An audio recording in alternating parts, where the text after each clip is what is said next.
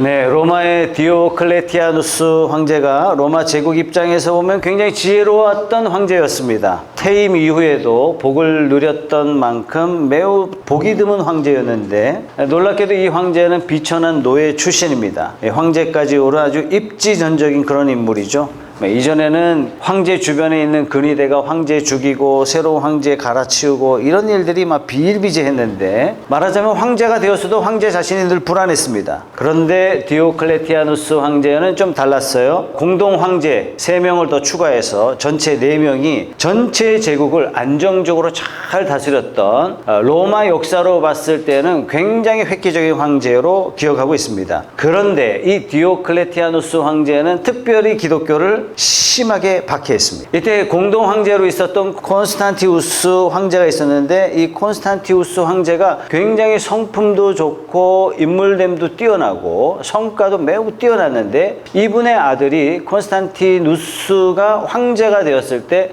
이분이 기독교를 국교로 받아들이죠. 313년 밀라노에서 칙령, 즉 황제의 칙령, 황제의 명령을 내리기를 앞으로 기독교를 더 이상 박해하지 말아라. 기독교인으로부터 몰수했던 모든 재산을 모두 다 돌려줘라. 그러니까 세계 역사의 전환점이 되는 굉장히 중요한 사건이에요. 자, 오늘 우리가 읽는 사도행전 15장이 또한 기독교 역사의 전환점 같은 굉장히 중요한 그런 분기점이 되는데요. 기독교가 유대교의 하나의 분파로 남느냐, 아니면 하나님께서 의도하신 것처럼 온 인류를 구원하는 세계적인 기독교가 되느냐, 이 기로에 섰을 때 아주 중요한 회기가 오늘 사도행전 15장 말씀입니다. 오늘 회의 주제는 여러분들 지난주에도 말씀드렸듯이 유대인이 아닌 이방인이 예수를 믿게 되었을 때 유대인들이 지켜왔던 율법과 할례, 이들에게 요구해야 되느냐, 그렇지 않느냐, 이게 이슈예요. 우리가 생각할 때 굉장히 간단한 것 같지만 이것을 어떻게 결정하느냐에 따라서 교회의 운명이 결정되기 때문에 굉장히 중요해요. 감사하게도 성령께서 이 회의를 주관하셔서 하나님이 원하시는 방법대로 회의가 결정되고 맙니다. 자, 당시 예루살렘 회의는 예수님의 동생 야고보가 사회를 봤어요. 이날 회의에 결정된 사항을 사회자로서, 즉 대표자로서 교회들에게 편지를 쓰는 거예요. 그래서 보냅니다. 그게 28절 29절 말씀이죠. 28절입니다. 성령과 우리는 꼭 필요한 다음 몇 가지 밖에는 더 이상 아무 무거운 짐도 여러분에게 지우지 않기로 하였습니다. 여러분은 우상에게 바친 제물과 피와 목매어 죽인 것과 음행을 멀리하여야 합니다. 여러분이 이런 것을 삼가면 여러분은 잘 행한다고 하겠습니다. 안녕히 계십시오. 이렇게 편지를 보냈단 말이죠. 자, 질문하겠습니다. 여러분들은 어떻게 구원받았습니까? 율법을 통해서? 계명을 잘 지켜서? 아니면 기독교 전통 안에 있기 때문에? 여러분, 아닙니다. 오직 예수, 오직 예수. 오직 예수께서 베푸신 십자가의 공로, 그 은혜로 저와 여러분들이 구원받은 줄 믿습니다. 우리가 구원받았기 때문에 율법을 공부하고 말씀대로 살려고 하는 거지, 구원받기 위해서 말씀을 공부하고 구원받기 위해서 말씀을 지키는 것이 아닙니다. 여러분, 이 순서 바뀌면 이단입니다. 자, 이 말씀은 이미 사도 베드로가 11절에 의견을 내놓았는데 이걸 다시 정리한 거죠. 11절 말씀 다 같이 읽어봅시다. 시작. 우리가 주 예수의 은혜로 구원을 얻고 그들도 꼭 마찬가지로 주 예수의 은혜로 구원을 얻는다고 우리는 믿습니다.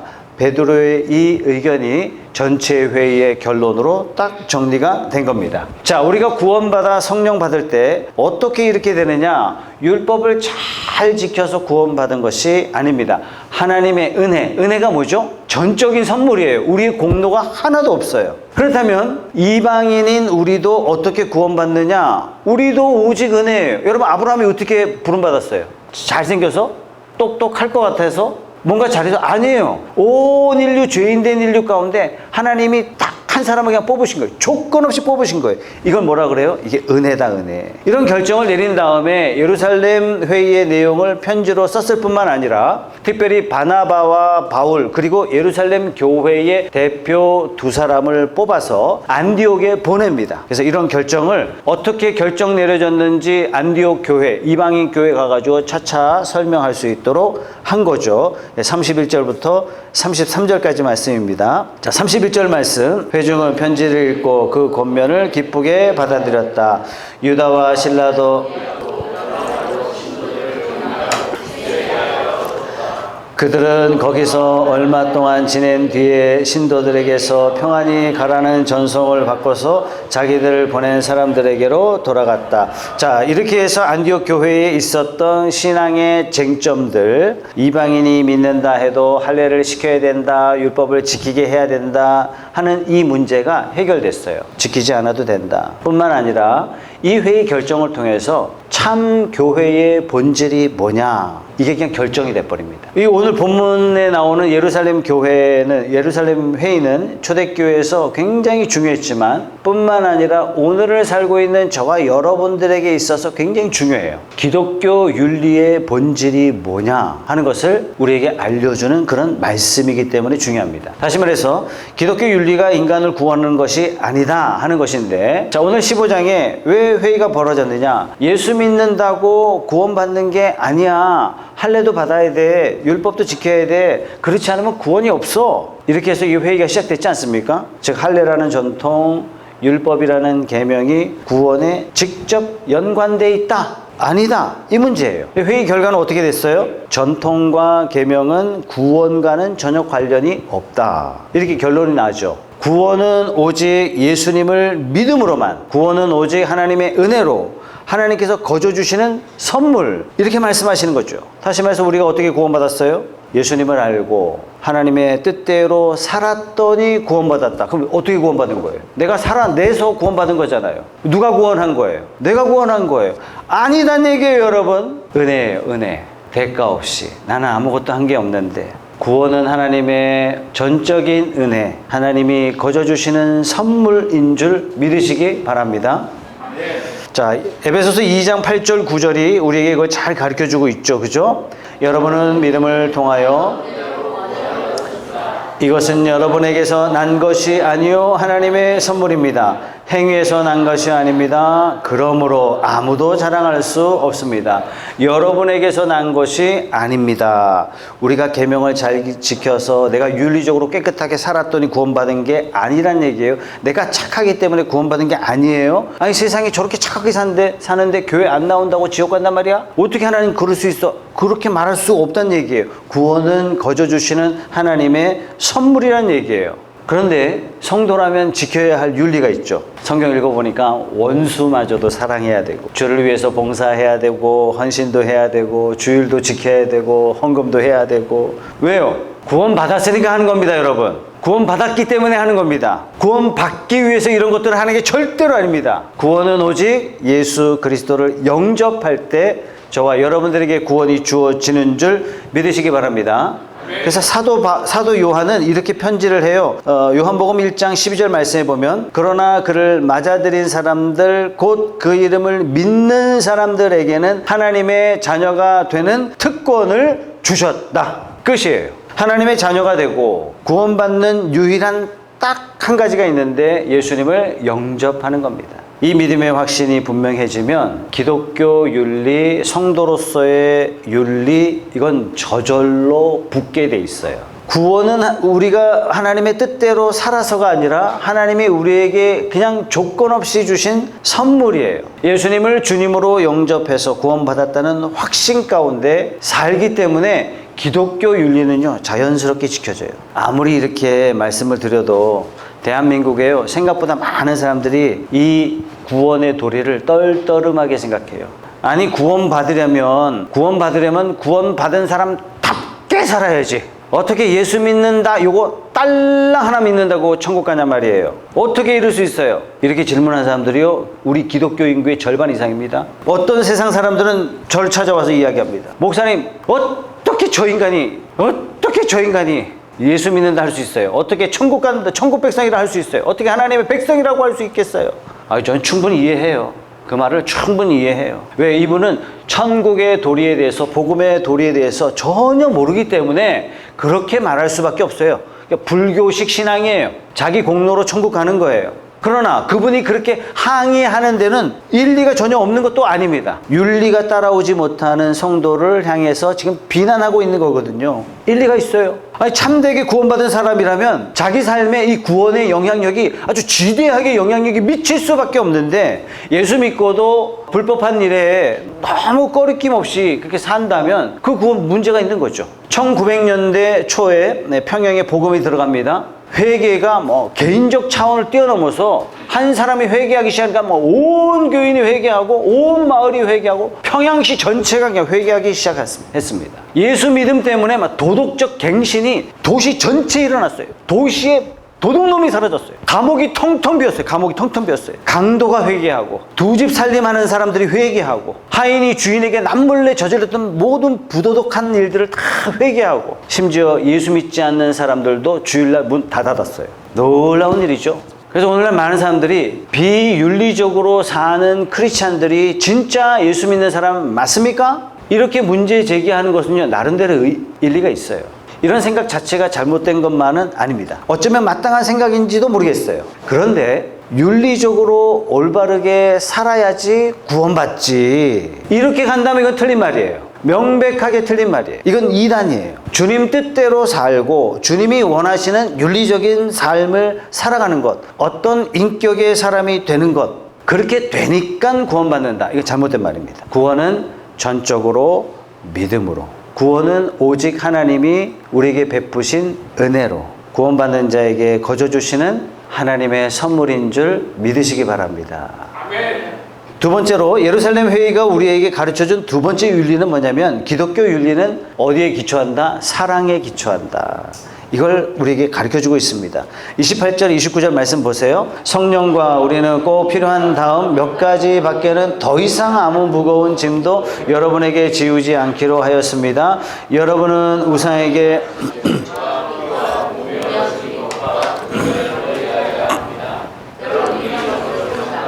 여러분은 잘 행한다고 하겠습니다. 안녕히 계십시오. 무거운 짐을 주지 않겠지만 다음 네 가지는 꼭 지켜주세요 라고 편지를 보낸 거예요. 첫째, 우상제물 먹지 마세요. 둘째, 피채 먹지 마세요. 셋째, 목매어 죽인 거 먹지 마세요. 넷째, 음행을 멀리 하십시오. 물론 모세의 모든 율법은 다 지킬 필요 없고 딱 4개만 지키세요, 이런 뜻으로 주신 말씀이 아닙니다, 여러분. 자, 피채 먹지 말라. 저 어떤 세미나 갔더니 목사님들이 얼마나 목사님들 선짓고 잘 드시는지 몰라요. 저는 별로 안 좋아하거든요. 일단 성경 때문에 안 먹는다, 그게 아니라 피덩어리다 이 자체가 별로 안 좋아서 저는 안 먹습니다. 그런데 예를 들어서 목사님들이 이스라엘 사람인데 기독교로 개종한 사람이 한국에 산다, 그래서 만난다. 그러면은 이분 유대인을 만나가지고, 야, 한국에 뜨끈한 선 짓고 우리 한 사발 시원하게 하러 갑시다, 이렇게 말하면 안 된다는 얘기예요. 그 유대인한테 야, 율법에 얽매이지 말고 한 사발 해, 이렇게 말해서 안 된다는 얘기예요. 왜? 유대는요, 나면서부터 율법을 지켜왔어요. 몸에 습관화가 돼 있는 거예요. 익혀져 있어요. 그렇기 때문에 그런 유대인들이 여러분 주변에 있다면 피채 먹는 거 먹지 마십시오, 이렇게 권면한 거예요. 이렇게 권면한 원리가 뭐예요? 사랑이에요, 사랑. 그 사람을 배려하십시오. 마가복음 7장 18절 19절 말씀, 예수께서 그들에게 말씀하셨다. 너희도 아직 깨닫지 못하느냐? 밖에서 사람의 몸속으로 들어가는 것이 사람을 더럽히지 못한다는 것을 알지 못하느냐? 무슨 얘기입니까? 음식이 여러분을 더럽게 하는 것이 아닙니다. 19절, 밖에서 사람 안으로 들어가는 것은 무엇이든지 사람의 마음속으로 들어가지 않고 뱃속으로 들어가서 뒤로 나가기 때문입니다.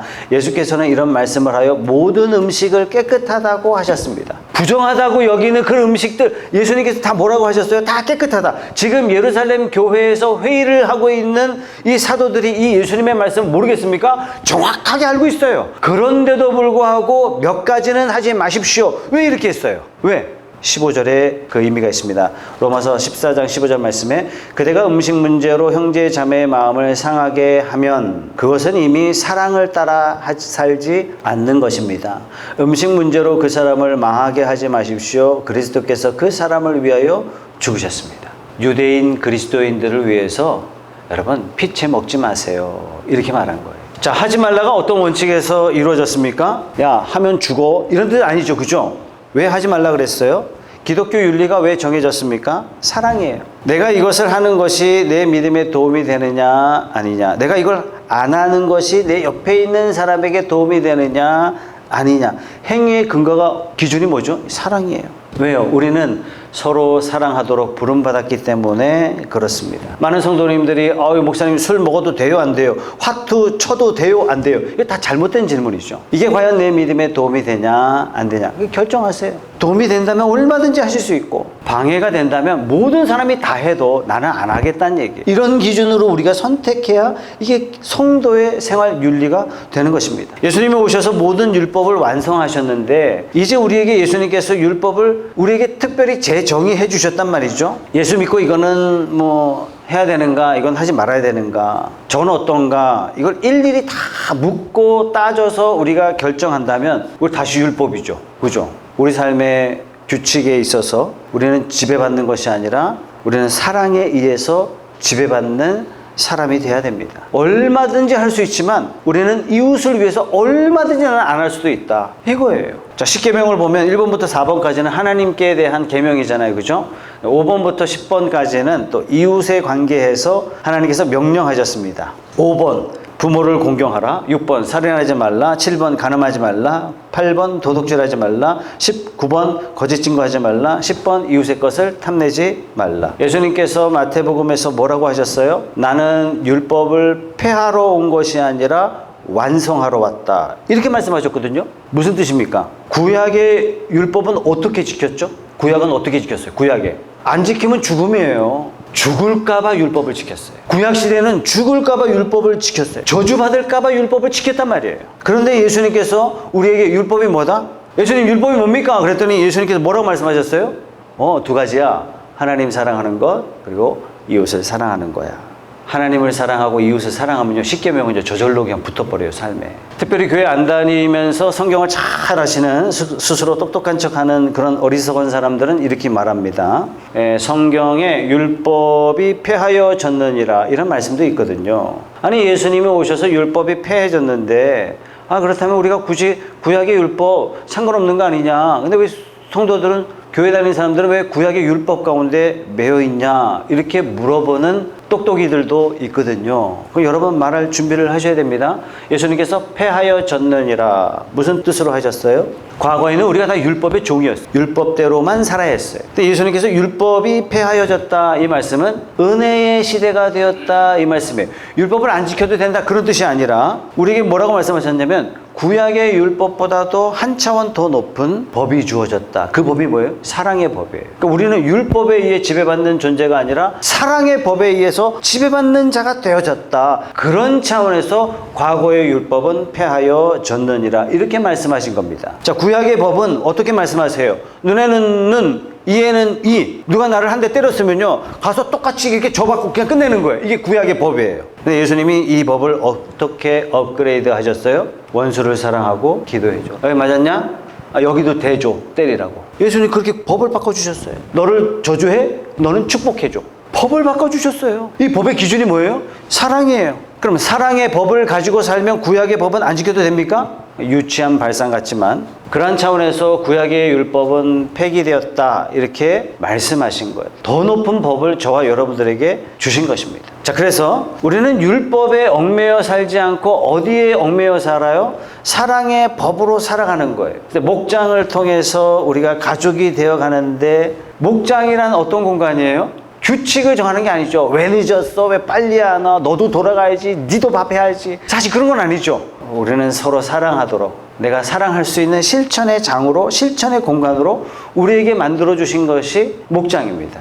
어떤 것이 사랑이냐? 이 질문을 던지고 판단하여 행동하시길 바랍니다. 내가 살아가는 동안 내가 목장 식구들에게 어떤 것이 사랑이냐, 이게 떠올랐다면 그걸 행하세요. 그러라고 우리에게 목장으로 묶어주셨고, 그러라고 우리에게 교회라는 공동체로 묶어주셨습니다. 이것이 우리가 유일하게 지켜내야 할 성도의 윤리가 되는 것입니다. 자, 문제는 이 기독교 윤리는요, 우리가 실천하기가 말만 들었을 때는 가능할 것 같은데 막상 실천하려면 무지하게 어렵습니다. 차라리 눈에는 눈, 이에는 이가 아주 깔끔해요. 왜 그러냐? 이 기독교 윤리는 성령으로만 가능하기 때문에 그렇습니다. 우리가 계명이 아니라 주님이 주신 이 사랑에 기초해서 성도답게 살려고 결단하는 그 순간, 이게 내 능력 바뀌구나, 내 스스로 할 수 없구나 하는 것을 발견해요.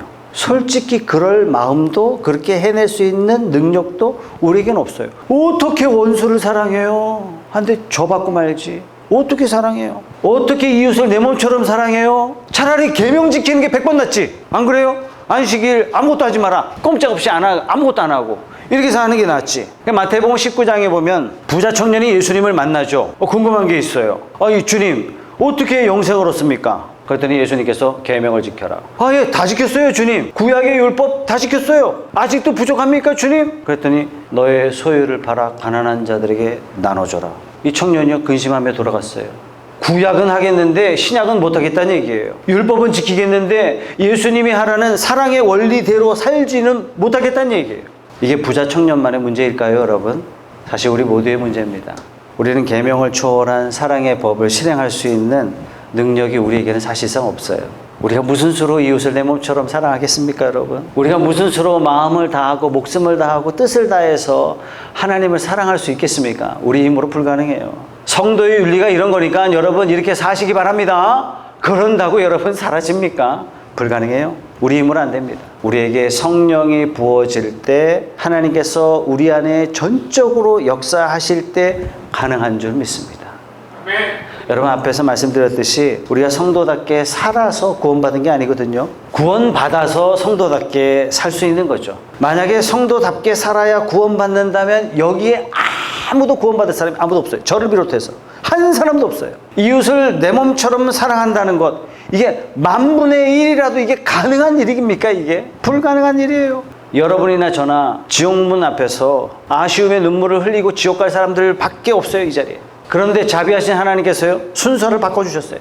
모든 믿는 자는 모두가 예외 없이 구원을 선물로 받는다. 구원을 선물로 받은 자에게는 성령이 임하신다. 그 성령이 너희 안에 임하실 때 내 뜻대로 살고 싶은 마음도 주시고 하나님의 뜻대로 살 수 있는 능력도 주시겠다라고 약속해 주셨습니다. 그래서 하나님께서 예수님을 이 세상에 보내신 거예요. 십자가에 피 흘리게 하셨고 우리 죄 문제를 대신 해결해 주셨고 죽음을 이기시고 부활하게 하셨습니다. 그 부활을 목격하게 하심으로 죽음을 이길 수 있는 그 능력을 제자들에게 다 보여주신 거예요. 이제 우리가 예수님을 내 인생의 주인으로 모시고 살 때 성령께서 우리 안에 들어오십니다. 우리에게 능력을 주십니다. 어떤 능력이요? 방언, 예언, 병고침. 여러분 도대체 이런 은사가 왜 필요합니까? 왜 주신다고 하셨죠? 딱 하나예요. 이웃을 사랑하도록. 교회를 교회답게 세우도록. 딱 하나예요. 우리에게 이웃을 위해서 섬기고 희생하고자 하는 욕구도 심어주시고 그럴 능력도 주셔서 그러기 위해서 성령이 저와 여러분들에게 임하시는 겁니다. 예수 믿는 여러분 성령 받으시기 바랍니다. 아멘. 우리 빌립보서 2장 13절 말씀 다 같이 읽어봅시다. 여러분 안에서 활동하셔서 여러분으로 하여금 하나님을 기쁘시게 해드릴 것을 염원하게 하시고 실천하게 하시는 분입니다. 염원한다는 것은 그런 마음을 주신다는 얘기죠. 실천하게 한다는 얘기는 능력을 주신다는 얘기죠. 마음도 주시고 능력도 주신다는 얘기예요.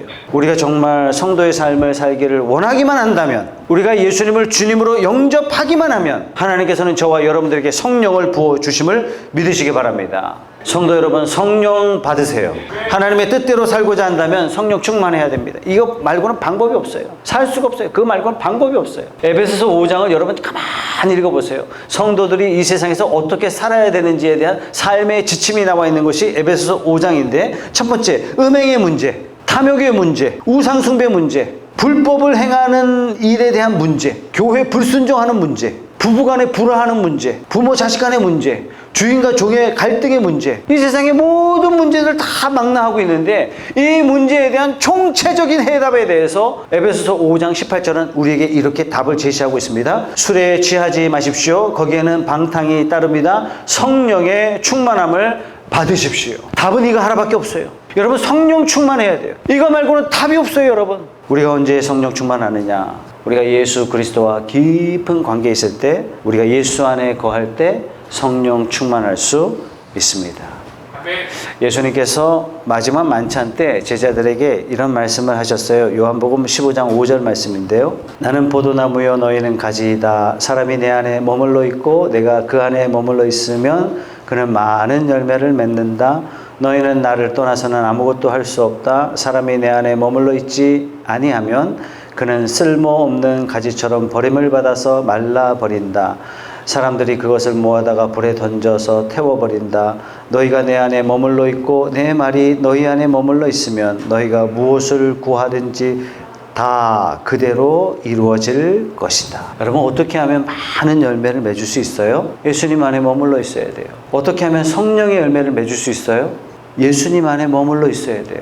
성령 충만 받기 위해서는 첫 번째, 예수님을 진정으로 영접해서 예수님을 내 인생의 진짜 주인, 입으로만 주인 말고 진짜 주인으로 모셔야 됩니다. 두 번째, 성령 충만 받기 위해서는 매일 기도하셔야 돼요. 여러분들이 늘 부탁하잖아요. 하루에 20분씩 기도하십시오. 오늘 내 삶을 지배해달라고. 하나님, 오늘 이런저런 사람을 만나는데 내 지혜가 아니라, 내 방법이 아니라, 지금까지 해왔던 전통이 아니라 하나님의 지혜로 사람을 만나게 하시고, 지금까지 살아왔던 삶의 방식을 따라 사는 것이 아니라 하나님의 지혜로 오늘 주어진 하루를 감당하게 해달라고. 여러분, 기도하셔야 됩니다. 세 번째, 작은 죄가 여러분 떠오를 거예요. 기도할 때 떠오를 거예요. 여러분, 예배 어쩌다 참여했는데 눈물이 퍽퍽 쏟아지잖아요. 두 가지 이유입니다. 첫째, 지은 죄가 많은데 그 죄를 내가 깨닫지 못하는 거예요. 성령께서 말할 수 없는 탄식으로 회개 기도를 대신해 주시는 거예요. 그럼 여러분, 기도하셔야 돼요. 죄를 깨닫게 해달라고. 깨달아질 때마다 통회하며 기도하세요. 작은 죄라도 생각이 번쩍 들거든 얼른 회개하셔야 돼요. 미루시면 안 돼. 다음 주에 와서 기도해야지. 까먹어요, 여러분. 까먹어요. 하나님과의 단절이에요, 단절. 죄는 하나님과 나 사이 단절을 만들어내는 것이 죄입니다. 그래서 회개하면요, 무너져요. 이것들이 벽이 무너져요. 네 번째, 성령께서 어떤 방향을 딱 정해주실 때가 있어요. 누군가를 좀 도와줘라, 누군가에게 전화해줘라, 이런 느낌을 줘요. 그때 즉시 순종하셔야 돼요. 즉시. 아마 다음에 전화하지 뭐, 다음에 만나지 뭐, 그러지 마세요. 이래 내가 헌신해야 되겠다 이러면 그러다가 다음 주에 말해야지, 그 다음 주에 말해야지, 다음 달에 말해야지, 내년에 해야지. 안 돼요. 끝이에요. 이거는. 하나님이 은혜를 딱 주셨는데, 기회를 딱 주셨는데 자기가 거절한 거예요. 이 축복은요, 다른 사람에게 넘어가게 돼 있어요. 그런데 즉각적으로 순종하잖아요. 놀라운 일이 일어납니다. 여러분, 성도의 삶은, 성도의 윤리는 그 기초가 뭐냐면 사랑입니다. 율법이 아니라 사랑입니다. 하나님이 사랑이시기 때문에 그렇습니다. 누구나 할 수 없어요. 이렇게 배웠다고 할 수 없어요. 하나님이 도와주셔야만 됩니다. 성령이 기름 부어주셔야만, 성령이 우리 안에서 역사하실 때만 이 일이 가능합니다. 사랑하는 성도 여러분, 구원은 내가 좋은 사람이 돼서 받아지는 것이 아닙니다. 구원은 오직 믿음으로 그냥 거저 하나님이 주신 하나님의 선물입니다. 이 선물을 우리 푸른숲교회 한 사람도 예외 없이 다 받아 누리는 저와 여러분들이 되시기 주님의 이름으로 축원합니다. 아멘. 예수님을 영접하신 분이라면 오늘부터 매일매일 기도하시면서 성령을 충만하게 누리는 그런 성도님들 다 되시기 바랍니다. 이미 성령 받으신 분은 매일매일 또 성령 충만 받기를 더욱더 기도하셔서 여러분 삶 가운데 하나님의 사랑이 나타나고, 여러분이 가는 곳마다 분위기가 따뜻해지고, 여러분 때문에 세상이 살맛나는 세상 같다라는 그런 역사가 일어나게 되고, 여러분의 삶이 여러분의 이웃을 더 행복하게 하는 그런 귀하고 아름다운 세상 앞에 칭찬이 있는 귀한 성도님들 다 되시길 주님의 이름으로 축원합니다.